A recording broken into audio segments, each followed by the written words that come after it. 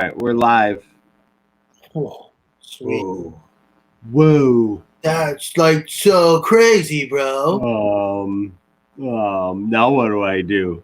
What you want to do here is you want to push Control Alt Delete. Wow, you just fucking like entered the Matrix, dude. Your fucking sound buckled and It buckled and popped. It was like the scene in the Matrix when the fucking liquid metal's going down Neo's throat. when he finger banged the Matrix. When he finger banged the Matrix. Yes. That's what happened. All right, give me 30 He seconds. played with the Matrix in a dirty way.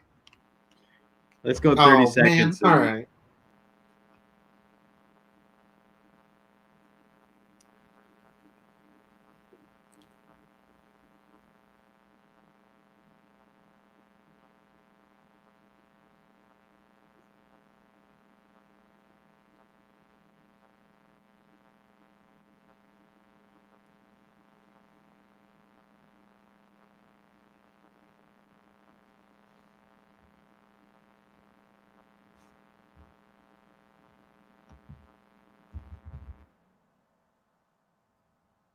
What's up, everybody? Big Lovin here with DellaSnooch.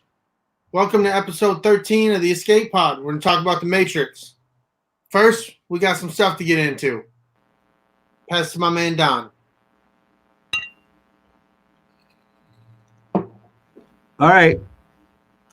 You can find us each and every week on Instagram, Twitter, Facebook, YouTube, and all your favorite podcast apps such as iTunes, TuneIn, Stitcher, Spotify, and Google Play. Check us out and our other sister pods in the ATSW family at thepodbelly.com. If you want to help us grow the show, please consider becoming an Escape Pod crew member on Patreon. There's a 3 budget-friendly tiers that you can help us fund the hosting costs of the Escape Pod, future equipment upgrades, resources that can help us bring the con experience back to you. Find us at patreon.com and search ATSW, the Escape Pod, in the search creator bar. Definitely got to give our shout outs. First and foremost, always got to give a shout out to the mothership. That is the All Things Star Wars podcast, the greatest podcast in the galaxy. Next, got to give a shout out to Use and Views. They're a music podcast. Wherever you can get your podcast, you're gonna find Use and Views. For that matter, wherever you find, you're gonna find All Things Star Wars on there as well. Don't want to leave them out. Check out Layman Terms. They're specific to YouTube as well as Tactical Swede and his taking over the world 32 other shows. Is it 32 shows he has now? I think it's 30. Yeah, 32 shows. And then definitely don't forget to check out our friends over at the Brew Guys. Check them out and give them a listen. Check out if you're a beer snob or not. And with that being said, let's get into it.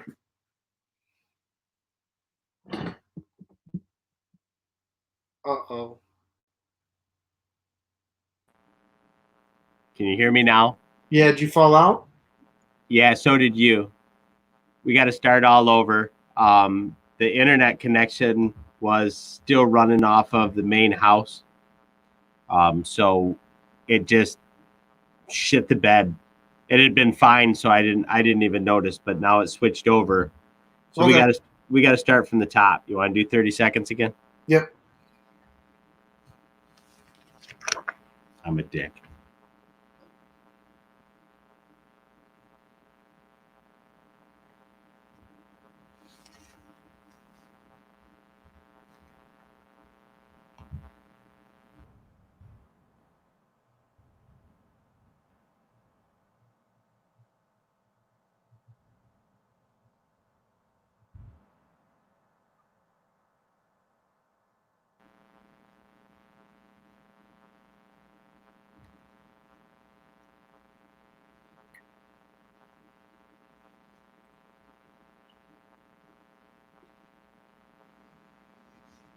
What's up, everybody? Big Lovin, DellaSnooch.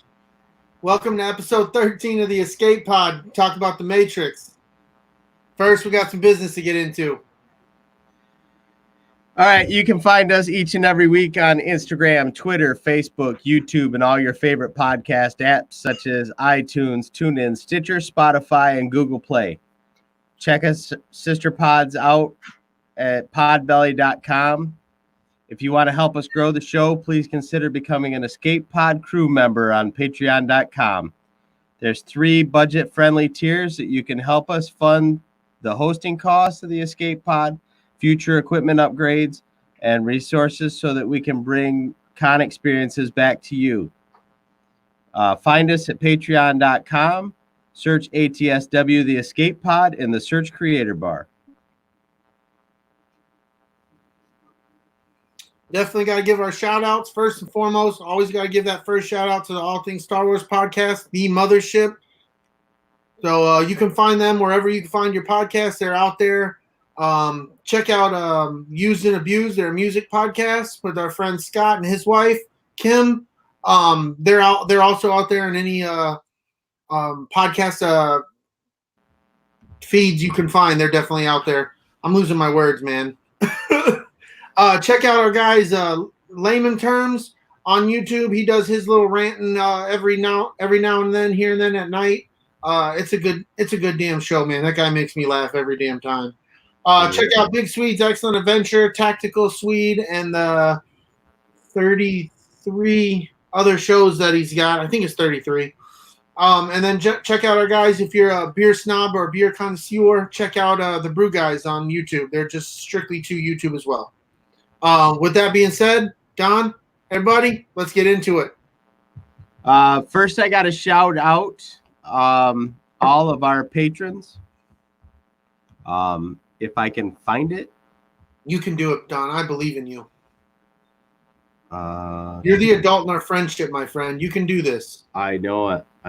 But for some reason, I've lost patrons. Anyway, I know who they are. Thank God. We have Scott Rasmussen and his wife Kim, and Jen and Jess Bolt are all Patreon subscribers. We really appreciate you guys. Thank you very much. Thank you. Oh, and before I forget, getting into our Patreon subscribers, people who help do stuff for our show, I want to give a shout out to my wife for these. Yes. These dope hats. These dope hats she made. Nope, there you go. You got it. And she also made us these pretty dope Escape Pod whiskey glass and beer glass. So I just want to say thanks. I appreciate it. We love you. Even Don. Thank you very much. Yeah, I'll let that love happen. For sure. It's not a weird, creepy love. It's a thanks for the show's support love. It's not weird. It's not weird. No, not at all. All right. Episode 13. MetaCortex and how the Matrix changed everything. Let's do this. For movie news this week, Star Wars Rise of Skywalker went live on Disney Plus on Monday, May the 4th. Also, Disney Gallery, Star Wars The Mandalorian, which is like a first look, or what do you call that? Behind the scenes? Yeah. Look at Mandalorian. The first episode was about the directors. Yeah. Well, I haven't watched any of it yet. I've been waiting for Tisha to get off of her work stretch so we can watch you guys are in for a treat. It's real good, man. It's real good. You guys are gonna like it. We're looking forward to it. Yeah, it's real good. I originally planned on starting to watch it, and she says, "You're not watching that without me. I'll fucking cut you." Yeah, no, I believe that too. Yeah. No, she's serious. I even got her a shirt couple years back. No, last year. That has a unicorn on it. I remember that. I bought it at Comic-Con, and it's got a knife taped to its horn. It says, "I will fucking cut you." Yeah, I remember that. Taika Waititi is directing a new Star Wars theatrical movie. And Brady says that this is actually confirmed by Disney. It's confirmed. It is on StarWars.com. Awesome. So I'm all for that. Anything he touches seems to turn to gold. Yes. Yes. Ooh, yes. Luna Girl sounds like I have a good woman. I do. I know that wholeheartedly. Yeah, she rocks. Well, and so do you. I mean, any woman willing to cut you is a woman I love. That's what I'm saying.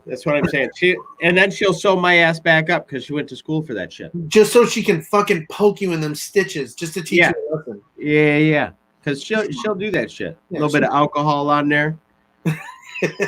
If I'm sick as a fucking dog, she's like, stop being a pussy. You got shit to do. She's like, I take care of people that are sick. You're not sick. Mine probably appreciates it because I just want to be left alone. Oh, yeah. Just leave me alone. Just leave me in a room and I'll be fine. If you want to bring me food, that's cool, but I don't. It don't. Jeremy Litcham has been tapped to produce Dungeons and Dragons, the movie. Hasbro and Entertainment One are in on that deal. I'm kind of geeked about that. I'd like to see that. I'll tell you. I mean, I seen the last little Dungeons and Dragons thing they tried to do, so I mean, I'll check it out. Sidebar: I'm getting ready to start getting involved in a Dungeons and Dragons group with Jess. Little Jelly, we should talk about that offline. Well, I don't know if he's got room. I'm sure he'll let you. I bet you if I slipped him a cool Lincoln, he'd be willing to let me join. A Lincoln?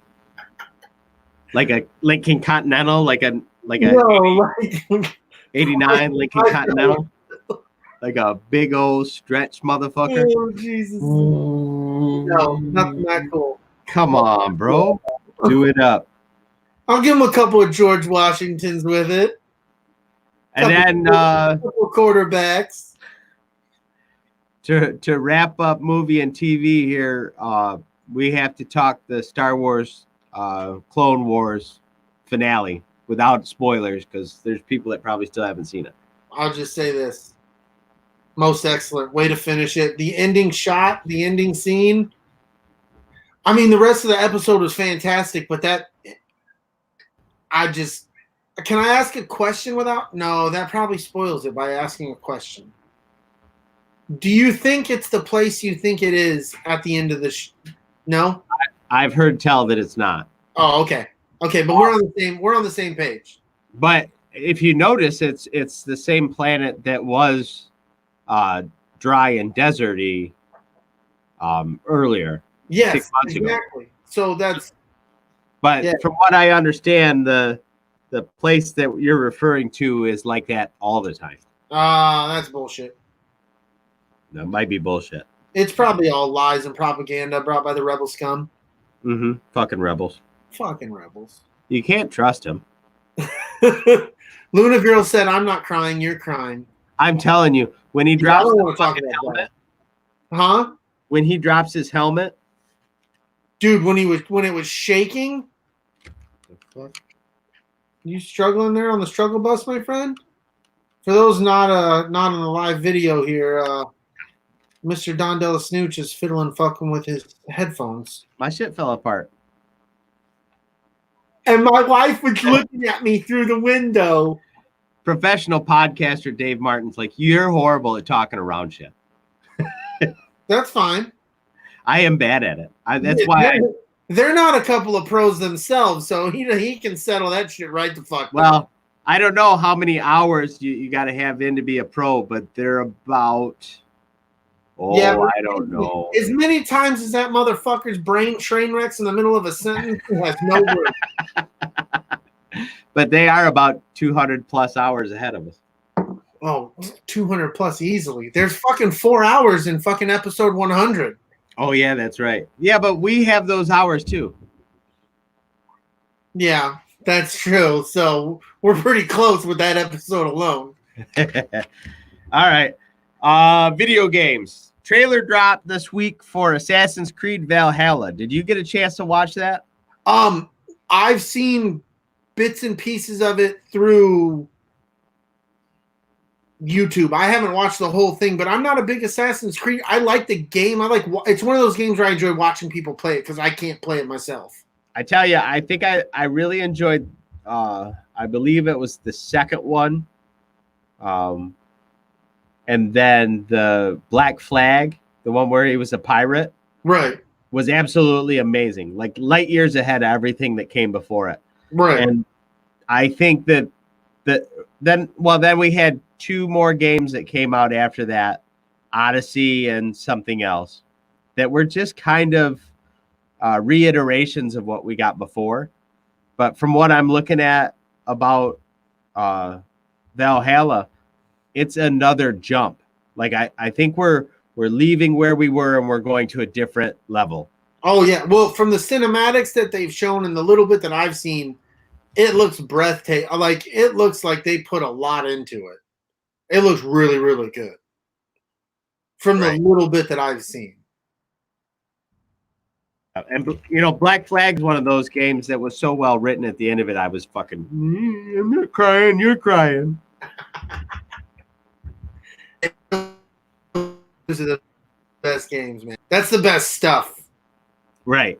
Anytime somebody's taken enough time to drill down into your psyche, so that when they pull those strings, they got you by the short hairs. You're like, oh yeah.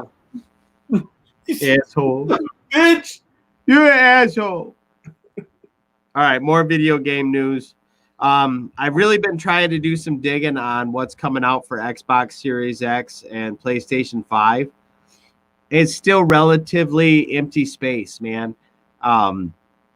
There's stuff like PlayStation 5 is going to have a solid state hard drive and shit like that. But I mean, we're talking like minor. Doesn't have the people like not really fully care about as much. Right. I mean, having a solid state hard drive is going to be excellent for load times and shit like that. But people are ready to get to the games. They want to see what it's putting out. Right. And I want fucking PlayStation 3 compatibility. Yeah. This last generation, we didn't have compatibility for PlayStation 3. And there's some games there I still want to fucking go back and play again. Yes, Xbox had the backwards compatibility. That was nice. They brought that out down the road. There's compatibility for PlayStation 1 and 2. It's just PlayStation 3. They did some weird shit with their coding that generation. Yeah. And for some reason, it doesn't like to play nice with the newer system. What's up, Dub? What's going on, brother? Sweet ass looking skater game coming out called Skater XL. I just seen a headline about that. I'm gonna have to investigate this further. I'm glad you're talking about it. It looks sweet. PlayStation, Xbox, PC. I'm a fan of Skate. I'm a fan of Tony Hawk. So bring it. This looks more like Skate than it does Tony Hawk. Let's do it. I'm in. This one was fun. I got pretty excited about this. Nintendo suffers a massive data leak. Over 2 terabytes of data released source code for Nintendo 64, GameCube, and the Wii leaked on 4chan this weekend. Oh my god. And then the very next article I read, there's a fan-made port of Mario 64 from that leak. He figured out how to tweak the source code and completely ported Mario 64 for PC. Just give him more time. Just imagine what's going to happen. Just a fucking few days. That's all it took. That's fucking great. These nerds are so fucking smart. That's fantastic. What's up, Spencer? Oh, what's up, dude? Oh, shit. What's up, bro? Oh, old Ron Johnson's in there, too. Hell yeah, man. What's going on, brother? Mortal Kombat adds DLC, bringing RoboCop into the mix. I just seen an ad for that on Instagram today. Pretty sweet looking. Hell yeah, dude. I'm ready to wreck shop with RoboCop. Right. This is probably going to be the thing that makes me buy PlayStation VR. Vader Immortal. Remember we seen that at Celebration, Vader Immortal?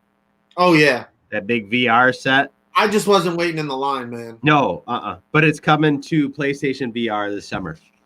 Ooh, my brothers have PlayStation VR. We played that Beat Saber or Saber Beat or whatever. That shit's fun as hell, man. Right? That Yeah, shit's that Beat fun. Saber thing looks sweet. It's a lot of fun, man. It's really cool. It's like Guitar Hero, but with lightsabers. Lightsabers and music. My girls were digging the hell out of it, man. They were playing the crap out of it. You know it's a good time when all your kids are arguing over who's playing next. Right? You know it's the right game. What else we got? Oh, moving on to the hot sheets. You ready? Yeah, let's do this, brother. Nev Campbell in talks to return for Scream 5. That doesn't twist my nipples at all. It doesn't? It ran its course. Are they rebooting it or continue? Like, I thought it was over, dude. I thought I don't know, man. My nipples aren't hard about it. I don't know. I was kind of thinking this was going to be more up your alley than mine, honestly. Dude, I never got into those movies in high school. They don't do nothing for me. I liked the first one, and I think I liked the second one. And then there was, you know what? I Know What You Did Last Summer, and then it just all started to. I'm like, oh fuck! I've seen enough of this. Yeah, no, absolutely. It got to that. I liked the first one. The first one, it was a big deal, iron shit like that for me. I was in high school when that came out, or was I in middle school? I don't remember. Maybe I was transitioning. Middle school. I would say you were probably in middle school. Yeah, I remember it, but I remember it was such a big. It was one of those movies you had to watch. Yeah, definitely.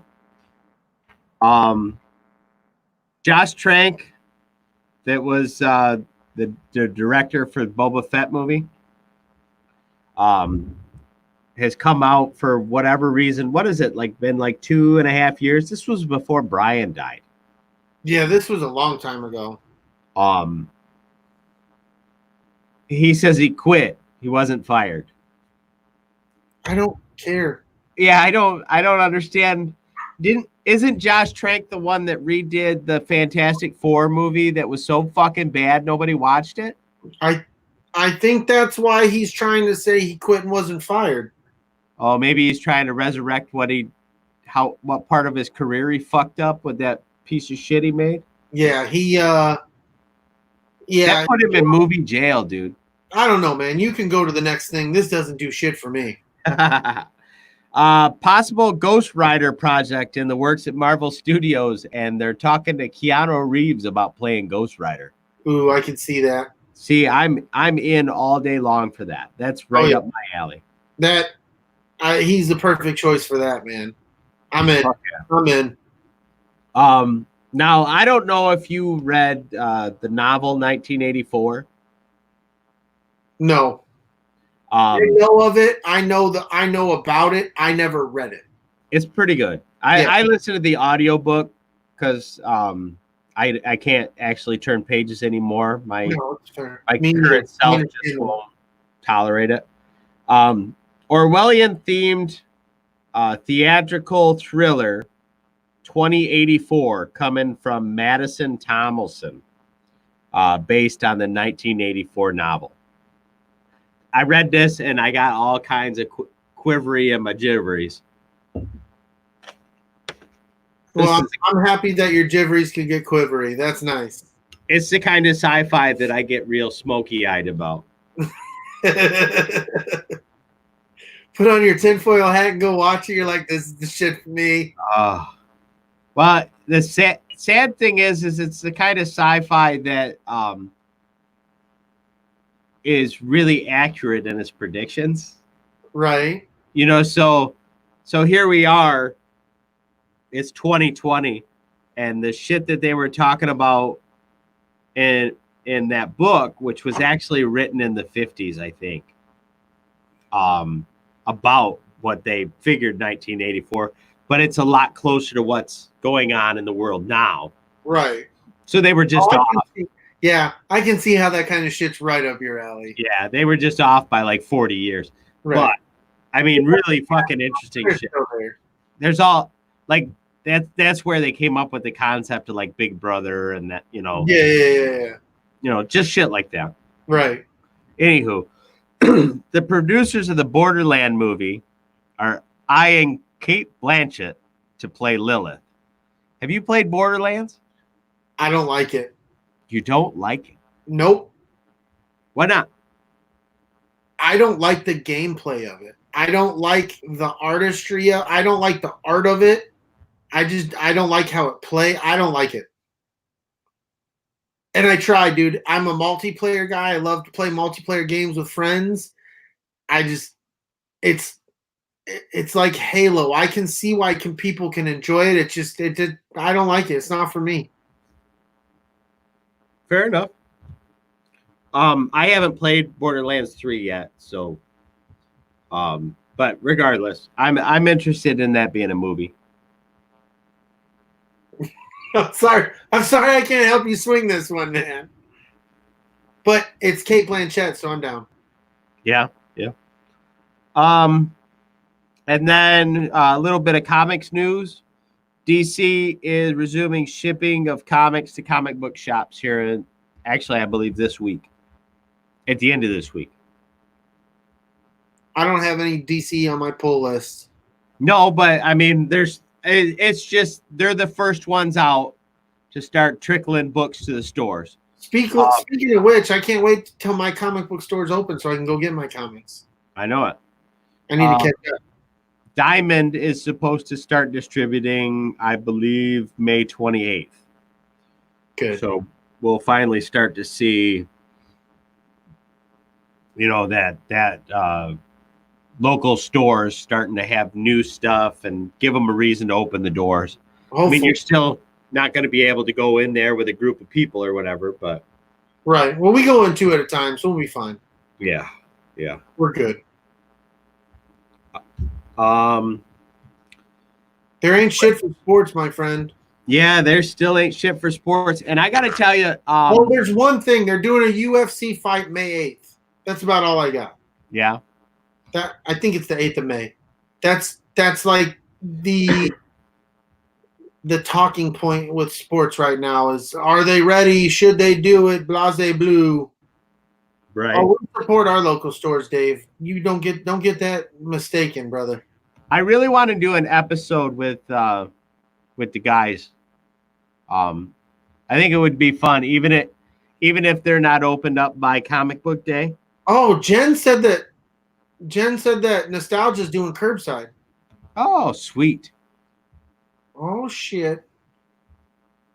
And then Spencer said in sports, the Cavs are reopening the practice facility on Friday. But is it mandatory? Do they got to show up?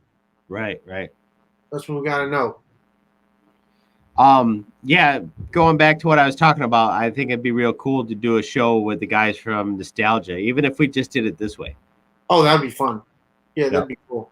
Do it as like a B-side, or yeah. I mean, we could do it as a full episode too, but I mean, or we could do it as a B-side, like a support your local stores.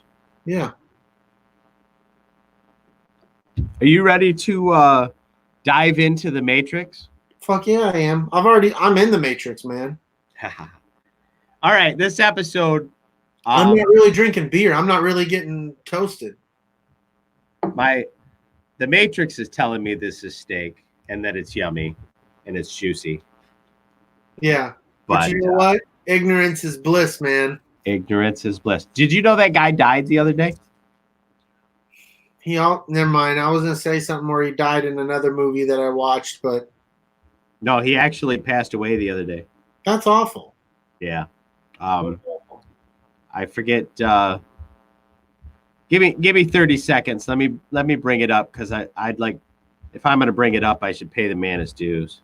Spencer also said that the players are to resume individual workouts while adhering to health and safety guidelines. Thank you for that, Spencer. We appreciate that. So for all of me who are the NBA fans, and Spencer who gave me the information, there's the information for the NBA. Well, Dub is in the chat too. He cares about it. He wasn't he? The NBAs. The NBAers. NBA's New Buzz from the National Basketball Association Sports Illustrated edition. Joe Pantalano is the guy's name. Oh, that's right. Yep. He's been in a lot of stuff. Pretty sure he just passed away. Maybe I got my stars crossed here. I hope so. So you were wrong? I don't think so, but I'm just checking. I'm just saying. You can admit when you're wrong. Yeah. Yeah, I don't mind being wrong. I just, like I said, I wanted to make sure that, nope, not dead. Okay, good. Glad we fact checked that instead of looking at a bunch of assholes. I know somebody in this movie just passed away, so I got something fucked up. Anyway, let's get into it. Shit happens. The name of this episode is MetaCortex, How the Matrix Changed Everything. And the reason why I titled it MetaCortex is because MetaCortex was the name of the company that Neo worked at as his day job. Ooh, fancy bell. Yeah, meta meaning to transcend the boundaries of, and cortex being the layer around the brain. So essentially, metacortex to free the mind. I knew you were going deep. I knew you were going deep with this. I read that and I was like, oh, that's good shit. Yeah. I didn't even know about that. No, there is so much in this movie, man. The Wachowskis are amazing. Yeah, there is so much going on. So here's the rundown of the film. Stop me if you want to. Go ahead. At an abandoned hotel within a major city, the woman, later revealed to be Trinity, is cornered by the police squad, which she quickly overpowers them with her superhuman abilities. It's Chicago, just to let you know. It isn't. Yes, it is. It's an unnamed city. Okay. It's not Chicago. Okay, but that's when they're talking about the crossroads when they're running later in the movie. They reference cross streets in Chicago. That is true. It in Vancouver, but it's supposed to be Chicago. No, they filmed it in Sydney. No. The whole movie's filmed in Sydney, Australia. We'll talk about this later. We will. Off camera. That's why when he's getting yelled at in the beginning of the movie, there's a fucking painting of the Chicago skyline in his office for being late to work. Mm-hmm. There's a painting of Chicago skyline in his office. Well, that may have been the intention, but they filmed the movie in... You're really pissing me off. It's Chicago. Go. Okay. She flees, pursued by the police and a group of... Chicago PD. Get it right. The fuck is going on? What about the Chicago PD? They're the one who are chasing her. Just I want to make sure you have Chicago right, man. It's okay. Oh shit. I hope you fall out of your chair. Why would you say that? Because it might happen. She flees, pursued by the police and a group of mysterious suited agents capable of similar superhuman feats. She answers the ringing telephone, vanishes an instant before the agents crash a truck into the booth. Which, right there, dates the movie. Yeah, because there's a fucking payphone. There's a fucking payphone. Because I don't know where there's a fucking payphone in this fucking city. I don't know where the titties are in this city either. I think everybody's out of work right now. I don't know where a payphone in the city is. Oh, I thought we jumped the shark. I didn't know. No, you never jump over titties. Computer programmer Thomas Anderson, known in the hacking scene by the alias Neo, feels something is wrong with the world, and he's puzzled by the repeated online encounters with the phrase "the Matrix." Trinity contacts him and tells him the man named Morpheus has the answers he seeks. A team of agents and police, led by Agent Smith, arrives at Neo's workplace in search of him. Despite Morpheus's attempt to guide Neo to safety via telephone, Neo is captured and coerced into helping the agents locate Morpheus, whom is regarded as an unknown terrorist or a known terrorist. Yes. I'm just going to let you go through the synopsis. You're the man, dude. This is yours. Neo later meets Morpheus, who offers him a choice between two pills, red to show him the truth about the Matrix and blue to return to his former life. Neo swallows the red pill as reality starts falling apart. What the fuck? What'd you do? I don't know. We can't talk around this, man. What is going on?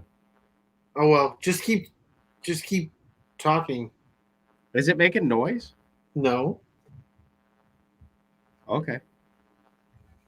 You fucking read Dave's comment. He says, "Are we not gonna talk about how this plot sounds like it's from Wikipedia?" It is. This is from Wikipedia.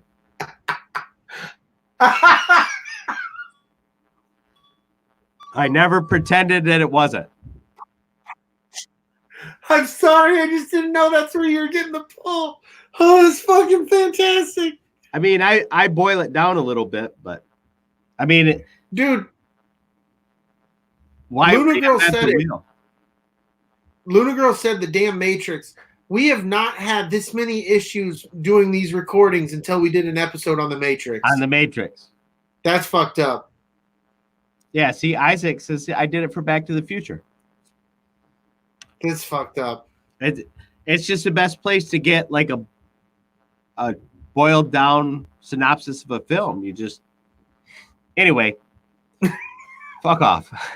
I know. It's fantastic. Neo later meets Morpheus. We already did that. He picked the red pill. He wakes up in a liquid-filled pod among countless others attached to an elaborate electrical system. You like your asshole with syrup or jelly? I prefer syrup. That's all I can think that whole time when he's in that gross vat of goo. It is. It Chris Rock shit.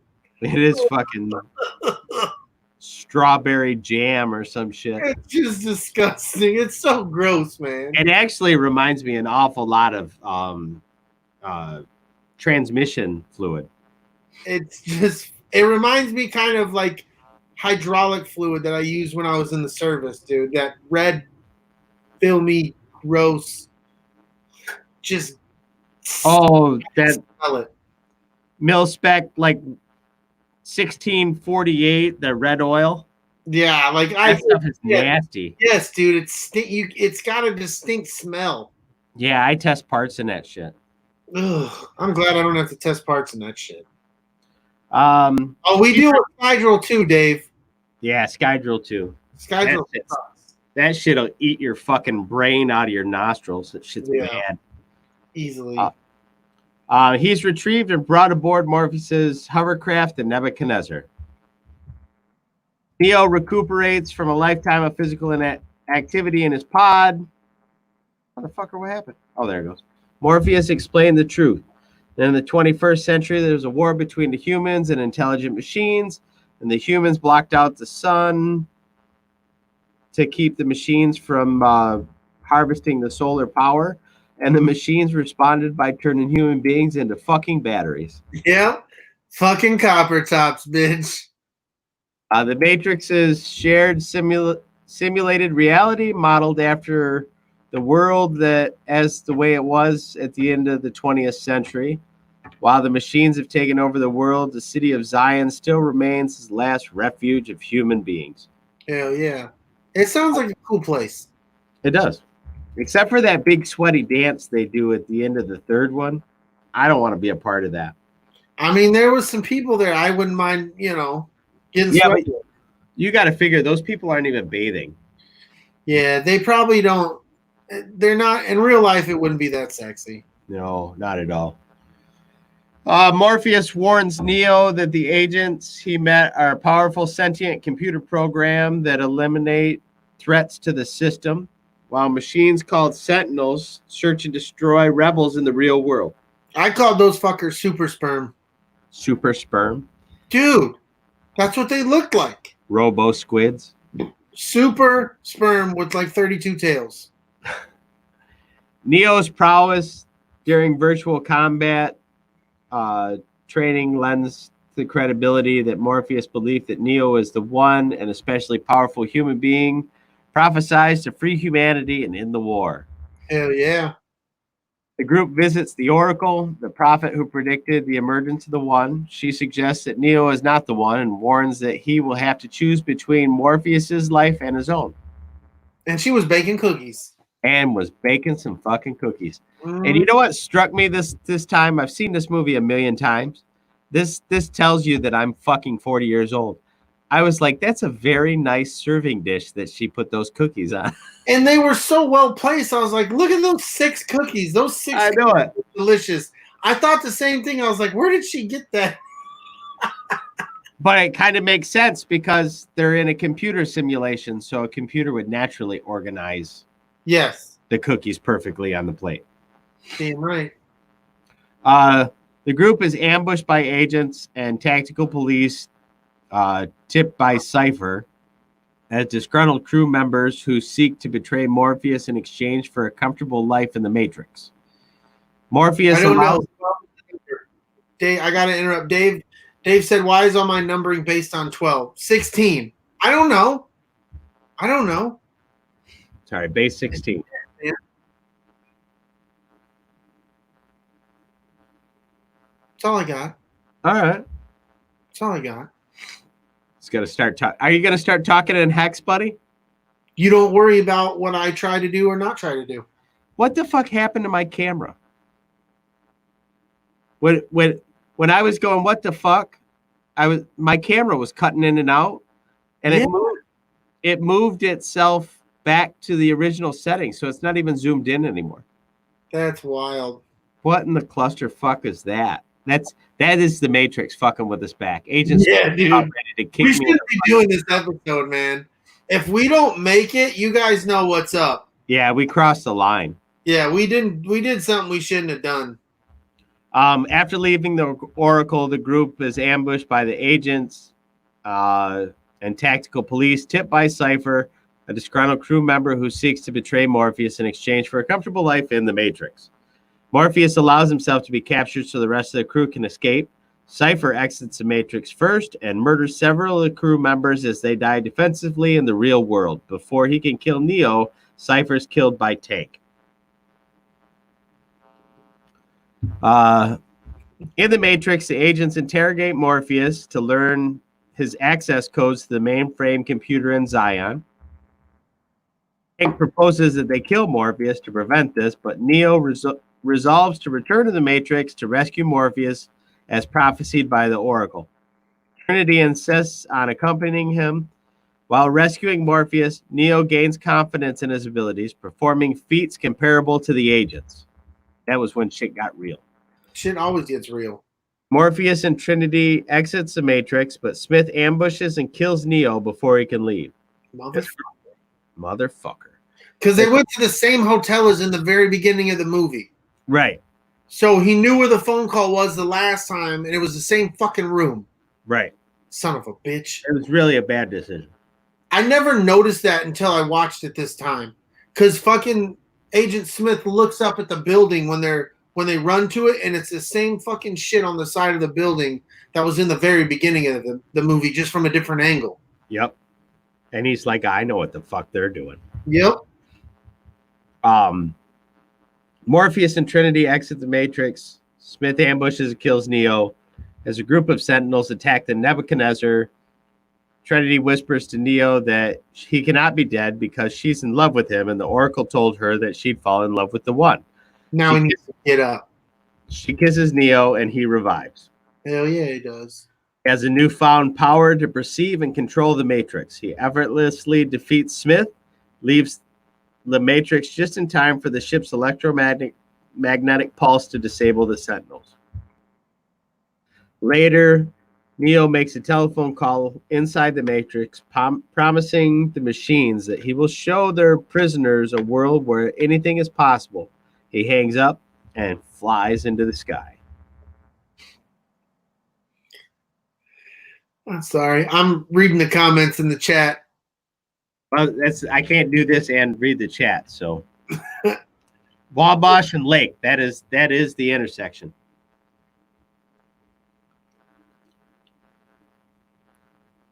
I'm tired of these motherfucking snakes on this motherfucking plane.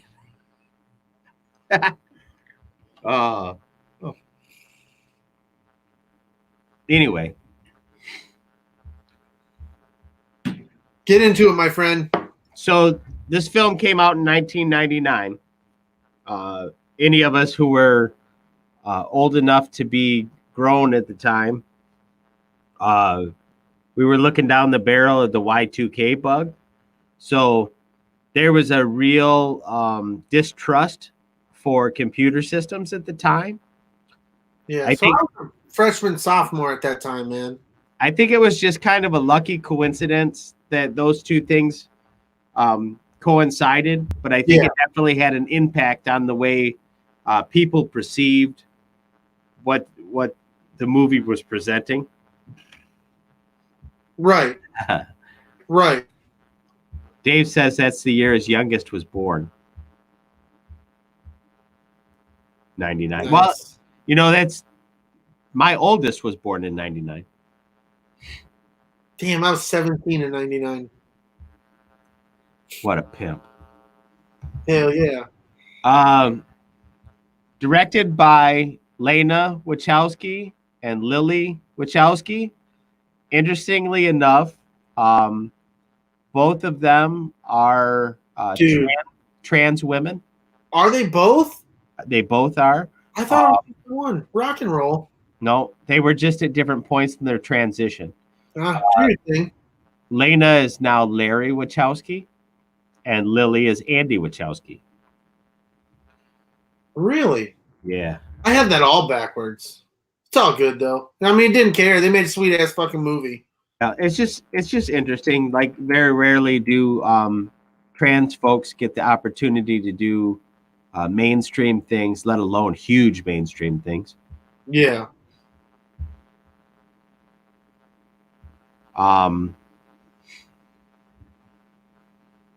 They also made they made all three Matrix movies. They're responsible for Speed Racer, V for Vendetta, Cloud Atlas, and Jupiter Ascending. Did you see Jupiter Ascending? No, I heard mixed reviews from it, and it just wasn't something I was. I gotta tell you, it's a fucking ride. Yeah. I can't tell you if it's good or bad. I've seen it 2 or 3 times. It is interesting. It is worth watching. Yeah. But I couldn't tell you, like, yay, nay. Like, right. Every time it leaves me feeling lukewarm. But it is interesting. Yeah. V for Vendetta is a fucking crazy movie, though. Hell yeah, it is. V for Vendetta is dope. Yeah, that movie's nuts. That movie's cool as hell. This film was the first film to create a visual effect known as bullet time. That shit is awesome. And that shit kind of still, a lot of the it's like a Star Wars thing. A lot of the special effects and stuff still holds up, and still stuff that they used or they've pushed the boundaries of since that film's been made. Yep, absolutely. So bullet time essentially is heightened perception camera view,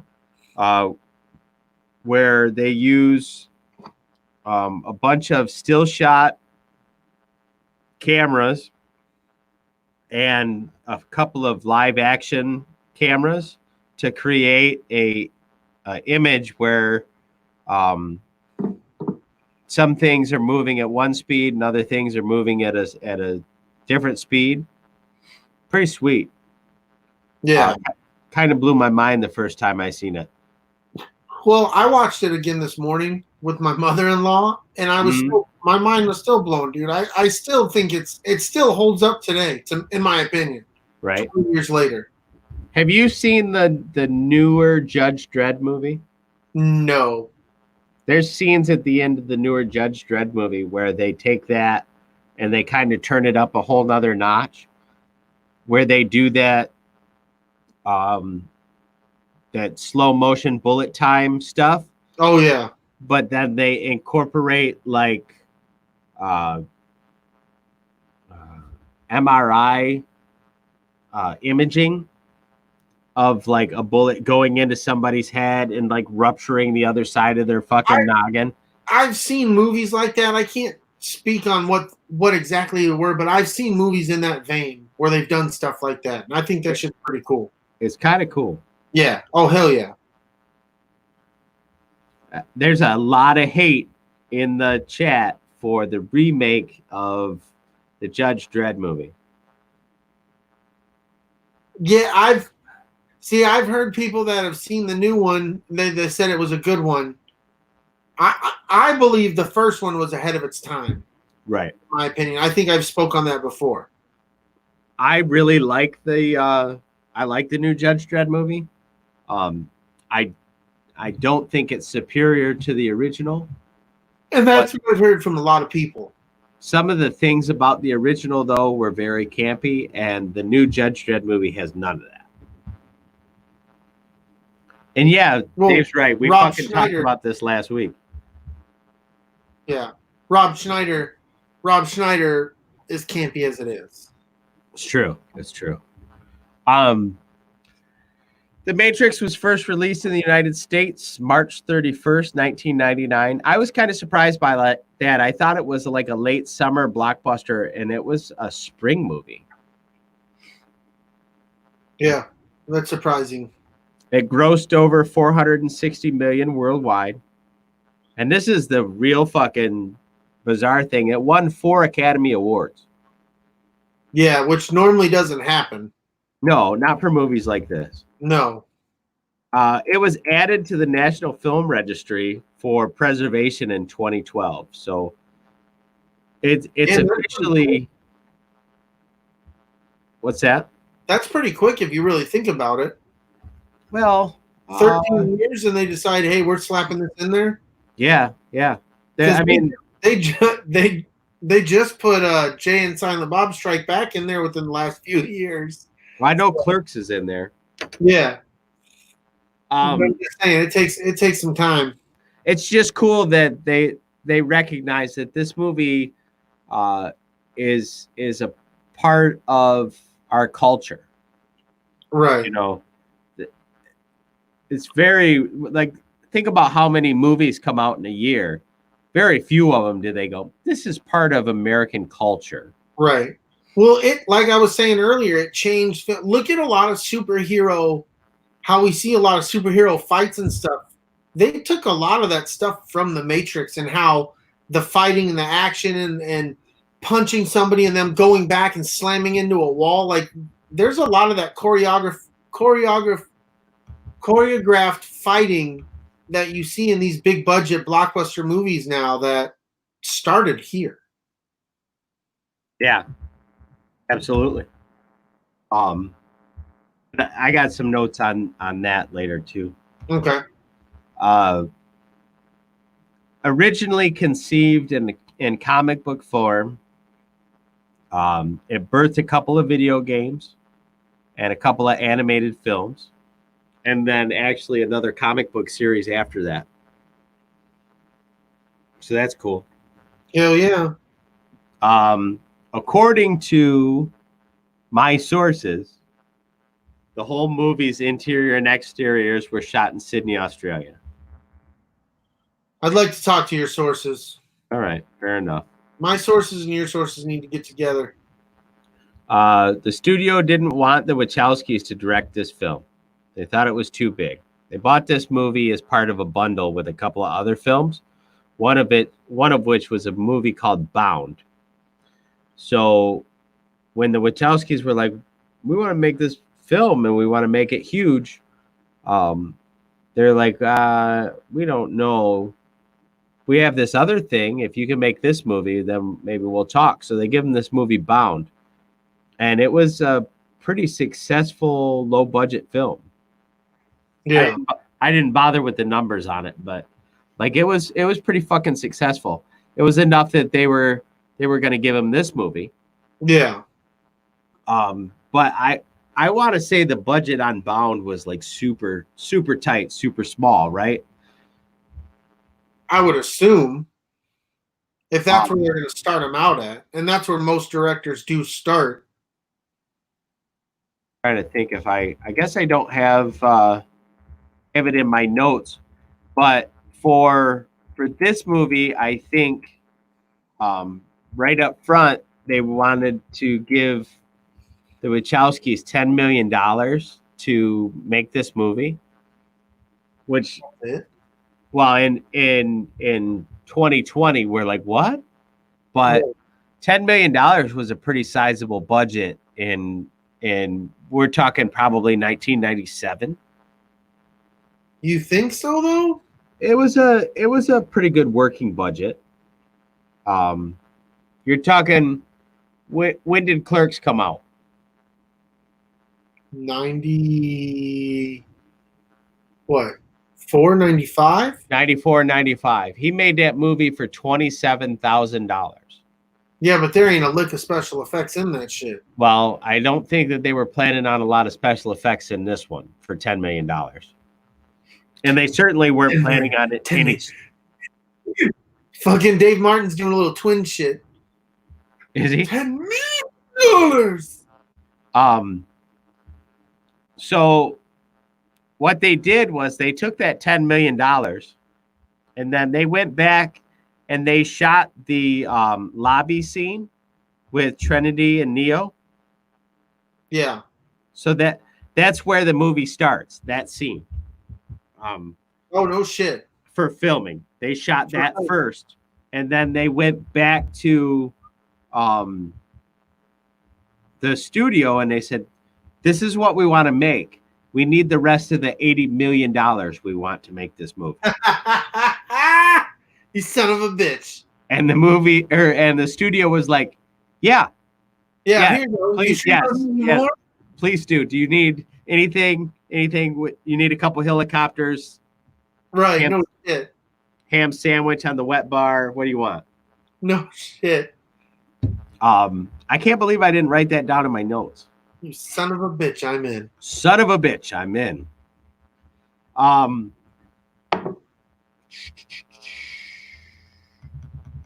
The stunts were coordinated by a martial artist named Yoon Woo Ping.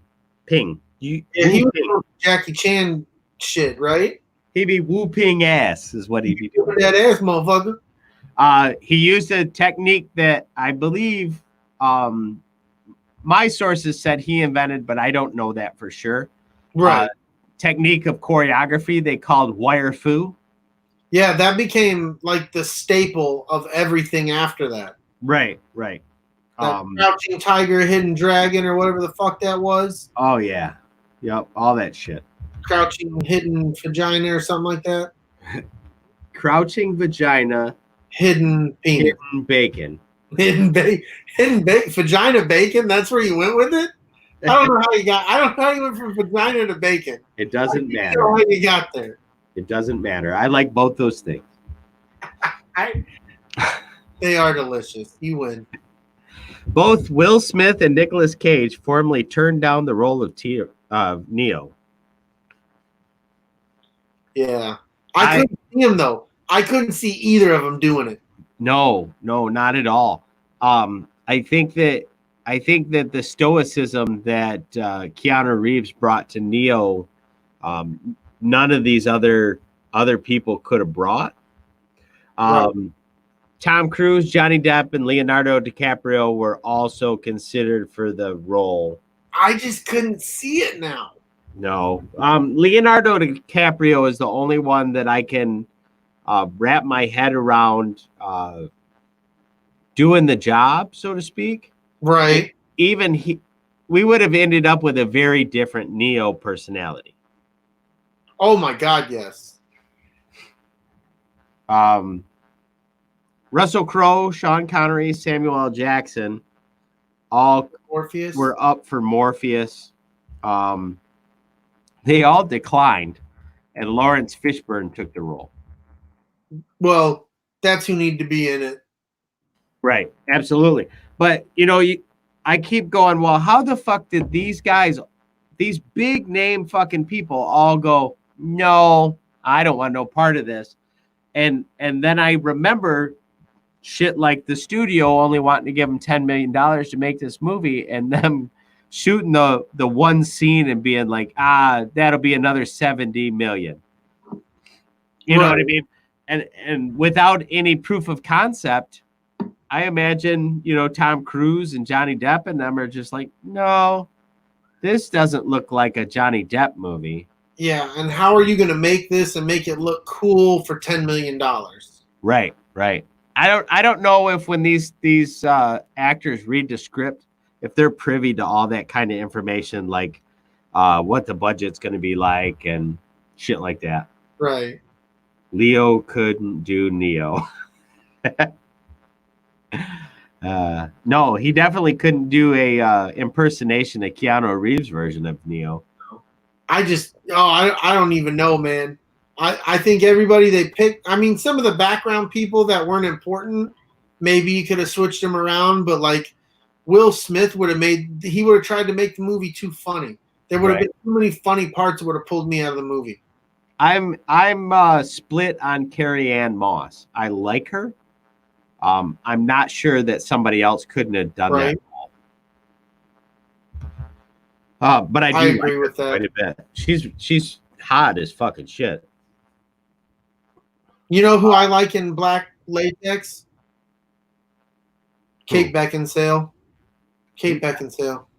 When do we see Kate Beckinsale in Black Latex? She was in no, she was in the werewolf with the lichens and the vampires and I'm brain farting the name of the movie. Kate Beckinsale. Underworld? Huh? Underworld? Yes, you win.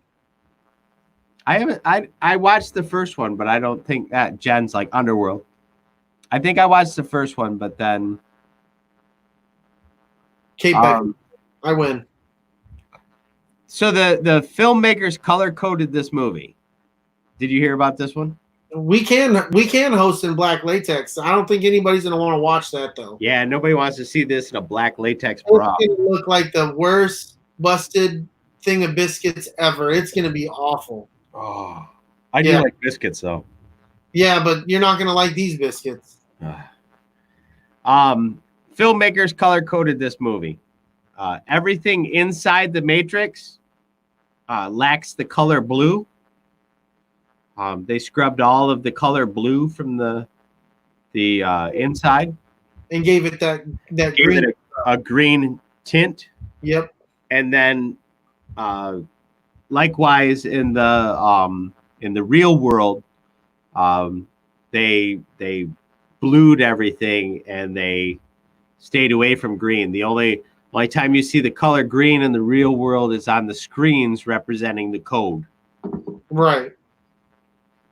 And then just to stay with that the green code, the glyphs on the screens were reversed letters and numbers and Japanese katakana, which I don't know what that is. It's katakana, it is what I don't want to talk too much about it.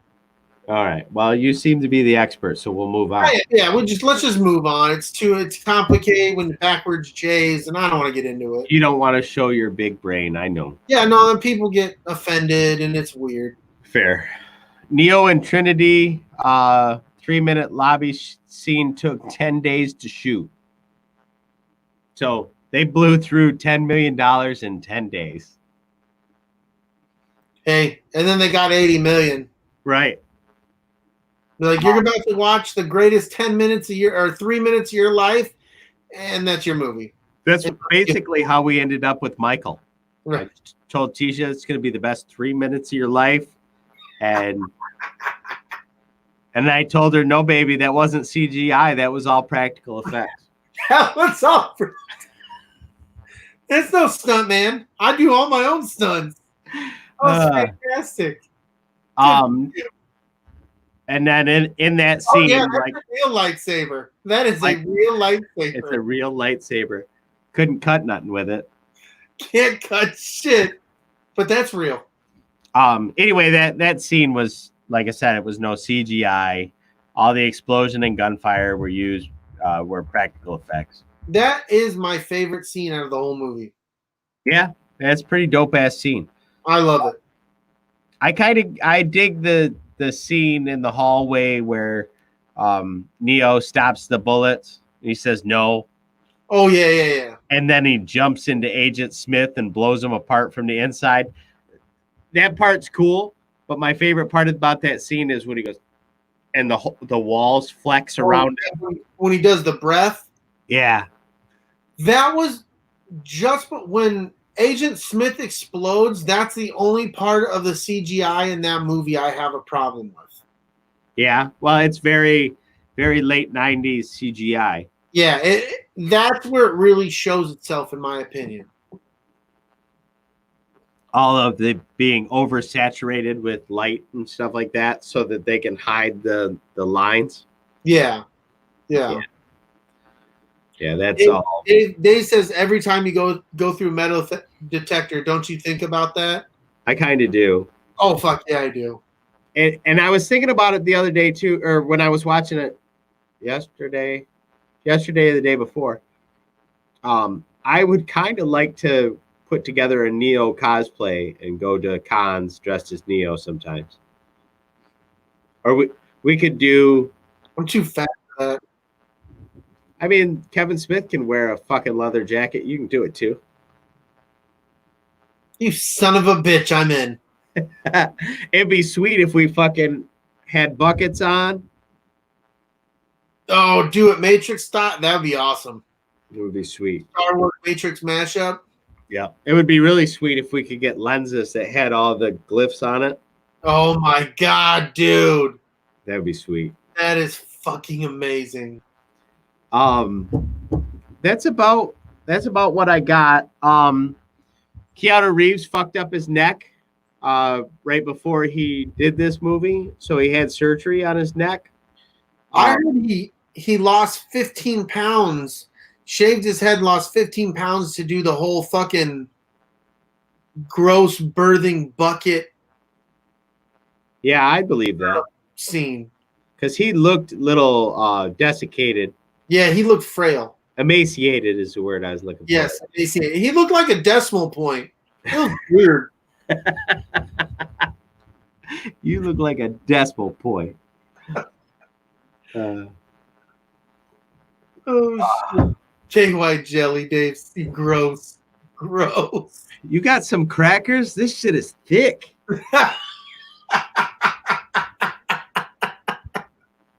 Oh, yes. So anyway, I guess in a lot of the scene, or while they were filming in between scenes, he had on a neck brace. And he was originally supposed to do a lot more kicking, but because of the surgery it had on his spine, he couldn't do a lot of it. So they kind of remapped a whole lot of his choreography so he didn't have to kick so much.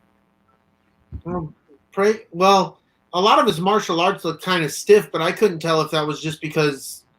But 2 and 2 might go together. You know what I mean? Yeah, but when you watch it through that lens, you'd be like, oh. Or especially like the scene at the end where he kicks Agent Smith so fucking hard down the hallway. Yeah. And there's that really strange, awkward, sweeping thing that he does with his leg because you know his leg's on a wire. Yeah. It's just cool when you think about it. You're like, oh, that's why it looks that way. But at the time, you thought about it like, oh, that's fucking because he now moves different in the space because you know what I mean. Like, he's Billy Badass. Yeah, he's Billy Badass. It doesn't matter if he has to balance. Dave said, what about the helicopter scene at the end of the rescue? That shit was cool. The only problem I had with it is I thought the helicopter was incredibly too close to the fucking building. I thought there's no way in hell those rotor blades are that small. It was too close to the building. They violated some airspace to get the helicopter to be there. So there was some fines and there was some shit they had to work out with the city of Sydney. Really? Yes. And that one of the things that they did too with with that scene is they used the same bullet time camera trick, Right.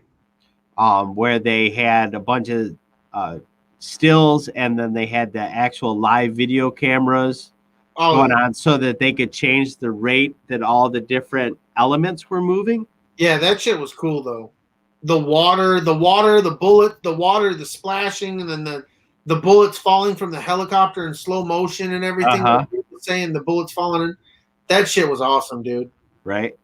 And then you got the scene in the earlier where the helicopter crashes into the building and you see the wave in the glass and shit like that. That was fucking amazing. That was so cool. That from the time they walk into the building, that the ending of it is my favorite part of the fucking movie. From the time they walk in to the very end of the movie, that's where it really hits for me.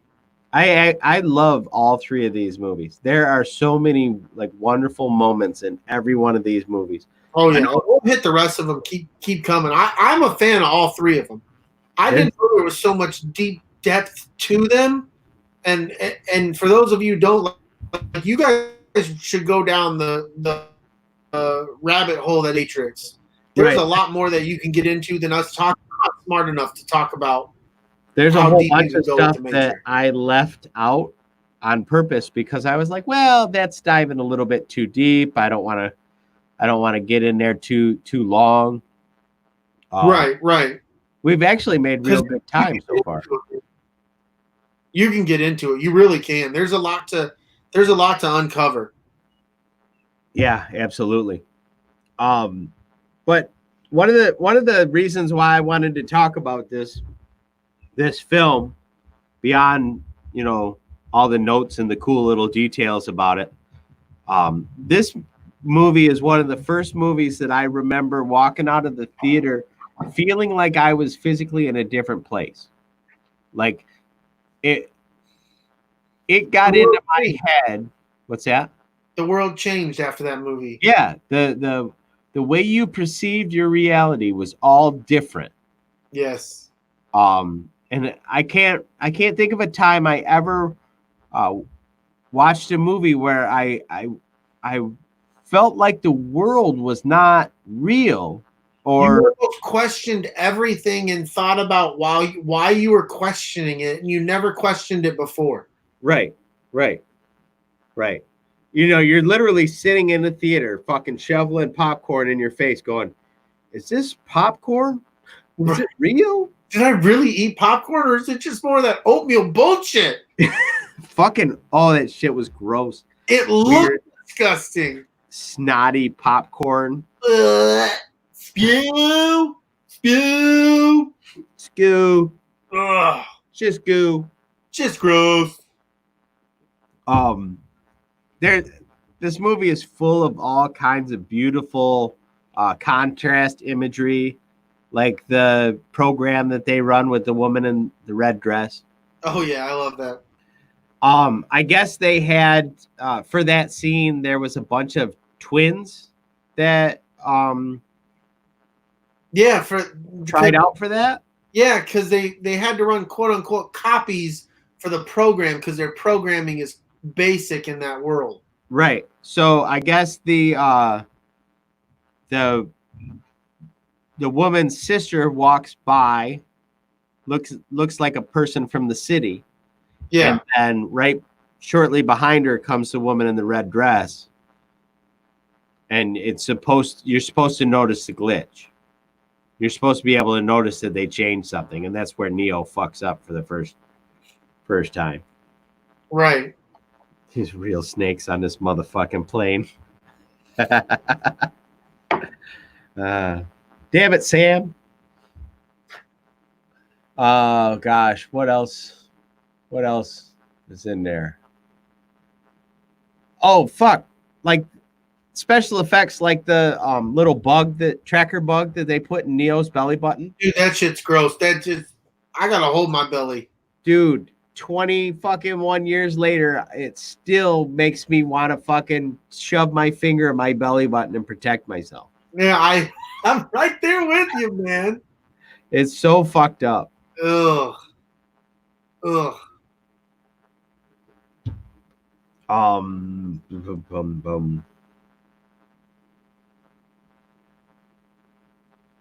Shit, I'm starting to draw a blank. There's so much shit that we didn't even fucking talk about in this movie.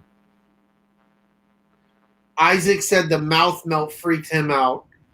Yeah, when that happened, yeah, that shit was tripped out, man. There's all kinds of awesome shit in this movie, like the scene where Morpheus is asks for schematics of the building, and he wants to know where the wet wall is, so that they can go in and crawl down the inside of that wall. Oh yeah. And then when they release themselves and they're sliding down it, I love how all the tiles are popping off and shit. Just there's if you haven't watched this movie, go back, man. Go back and check this one out. I can't even put into words. Like, I can barely watch a movie I haven't seen now and not pick up my phone and fuck around with it. Right. I sat down and watched this movie the other day, and my phone sat on the table the whole time. I had my laptop. I was going to do notes. Yeah. And at some point, I just closed the lid on the laptop and I set it down because I just decided I was going to watch the fucking movie. And that's rare. I don't fucking do that anymore. Right. Well, that's what these people need to do, man. If you haven't watched The Matrix in a long time, don't watch it on TNT or TBS. Yeah. Get a DVD. Throw it in there and watch this movie, man. Put your phone down and watch it and get sucked back in. Yep. If you imbibe, smoke a bowl. If you drink a couple drinks. Hell yeah. Get, transported somewhere else, It's so rare now that something can separate us from our technology or our busy lives or this or that or the other thing to consume you, because we're trained to not let things consume all of our attention now. Right. And going back and watching this movie that's now 19 fucking years old still holds up to the point where I set my shit down and I go, yeah. That's heavy, man. I got to grab another beer. Can you talk? You just want to wrap this up? Or not? Could have wrapped it up. Fucking A, man. I don't know what to talk about. He's going to be back that quick. It's not like when Dave, see, he's back. No. I'm just going to do that and then shake my head and then Scooby-Doo. There's nothing to talk about when you're that fast. You don't have to. Dave and Jason leave to go to take a piss or something like that. You don't have to stop because I'm back. Oh, I did. I totally did. I know. You stop mid fucking sentence. You're like, oh, he's back. I'll let him do all the talking. I can't help it. Oh, crap. We got another 5-star review. We do? Yes. You better read that motherfucker. You want me to read this? All right. It says, escape reality with the escape pod. Don and Brady are the hosts of this zany, funny, in-your-face podcast. They talk about everything from video games, Star Wars, sports, Comic-Cons, etc.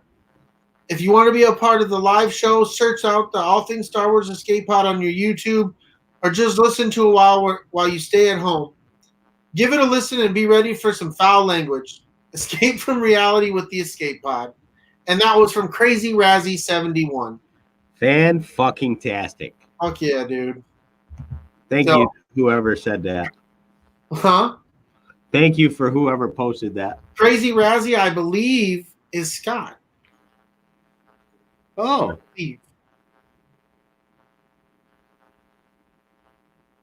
Yeah, I believe that's Scott. I could be wrong. Well, thank you. Thank you. Hell yeah. Have you given any thought about what you want to do next? Next week? Yeah. No, I know you have a couple things in the notes, but I really haven't thought about it yet. We can, if anybody's got any suggestions, want to hit us some suggestions tonight or tomorrow, we can see if we can pull from that, or we can see what the list is, and maybe we go from there, man. Yeah, I know. Off hat. Tomorrow I'm going to talk to Jess about this Dungeons and Dragons business. I've considered dabbling in Dungeons and Dragons for years, but this is the big opportunity, I guess. I'm pretty excited about it.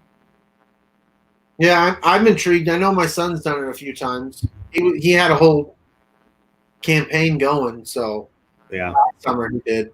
I guess I have to create a character and do some other nonsense. Yeah, I don't know if I need to buy some dice or what. Right. Well, keep me abreast on how that's going, man. I'm pretty intrigued by that. Jimmy Christensen brought up the Jordan documentary. You didn't say a whole lot about it last week, other than you liked it. It's fucking amazing. If you're not watching it, what the fuck's your problem? You tune me out when I talk about it. I just said it's really good. Ooh. Luda Girl says Spaceballs. And I'm down to do Spaceballs next time. You want to do Spaceballs? Yeah, fuck it. We're doing Spaceballs. Well, no. Let's do Spaceballs for episode 15, because technically that counts for a Star Wars episode. Okay. We'll figure out 14. Definitely. We can go even touch back on a sequel or two to a Batman Returns or something, another sequel to a movie we've done down the road. Or we can do a Kevin Smith thing. We haven't done a Kevin Smith thing. Yeah, we haven't done Kevin Smith yet. Let's do Clerks. Fuck it. You want to do Clerks? Fuck yeah. Okay. Like my favorite film. All right. Sounds good, brother. All right, man. Well, you want to wrap it up, bud?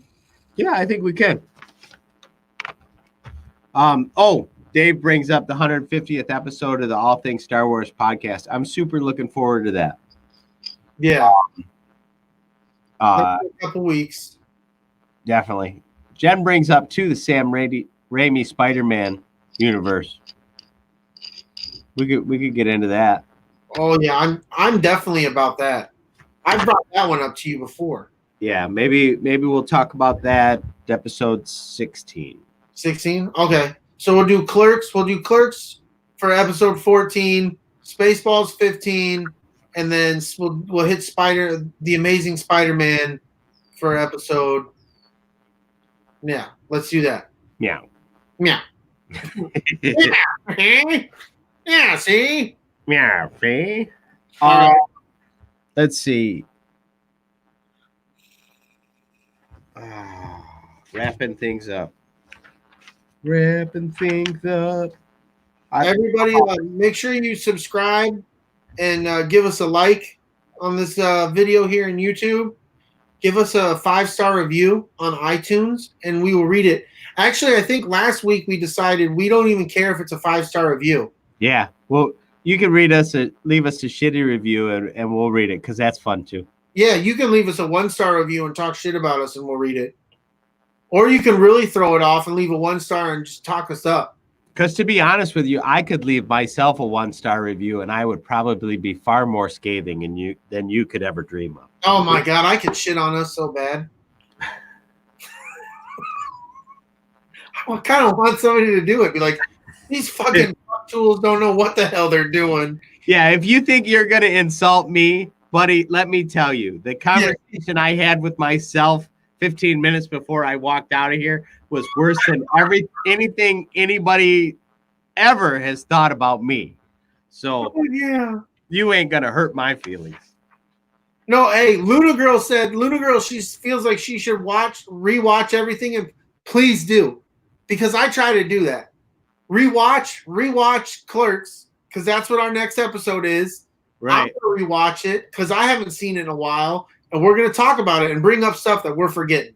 Right. And by all means, if I forget something important, bring that shit up. Yeah, dude, we really want it to be audience-based. You've heard how much we've talked all night to Dave and Luna Girl and everybody else in the shit, Jimmy, Spencer. We've talked to all these people. talk to us. Talk to us in the chat. We'll bring it up, man. Yeah. We want to be chat driven. Yep, absolutely. Subscribe and download on your favorite podcasting app at ATSW, the Escape Pod. Check out all of our pod family, the All Things Star Wars podcast, Used and Abused, a music podcast, Layman's Terms on YouTube, Tactical Swede and the Big Swede Universe. Big Swede's Big Adventure? Big Swede's Excellent Adventure. Big Swede's Excellent Adventure. And the podbelly.com network shows like Sofa Kings and Geekly Distractions. I got to change that. I still haven't listened to Geekly Distractions, but I pump their balls every fucking week. But you could say a Podbelly Network shows like Sofa Kings and the All Things Star Wars podcast and Used and Abused. Yeah. You technically say there's nothing wrong with that. No, not at all. Thanks for hanging out with us, guys. We'll see you next time. May the Force be with you. And go blue. I made it through and I got a piss, dude. Woo!